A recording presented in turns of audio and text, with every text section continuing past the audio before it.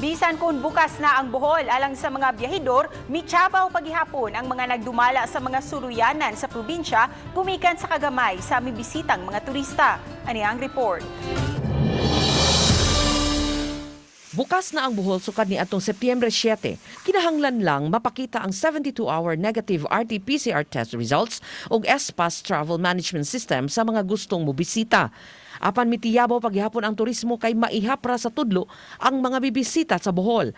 Ang Panglao Island nga ilado tungod sa puti ni ining bus ug malinawong kadagatan halos wa paghihapoy kisaw. Matod ni Anthony Seniza, resort supervisor, malipay na sila kung dunay usa ka guest sa usa ka semana. Open na yung Bohol. Pero ang problema, wala pang kaming guest ngayon. Meron kaming guest na isa, tapos umalis na. So ano na mangyayari? Sana may maraming mga turista pupunta dito sa Bohol para matulungan naman yung economy natin. Human si Rad isa maaging tuig gumikan sa pandemya, gibuksan pagbalik ang usa ka tourist attractions sa lungsod sa Bohol bisan wa pay turista nga bibisita. Makita sa park ang leatherette anthurium o sunflowers nga muhayag ini kagabi tungod sa mga suga.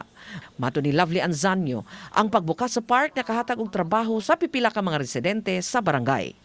Umaasa ako na yung mga turista, sana pupunta po sila dito sa Bamboo Park para naman makatulong kami sa pagpaunlad ng turismo dito sa Bohol. Uban ni Clans Gabutin, Charo Valiana, Balitang Bista.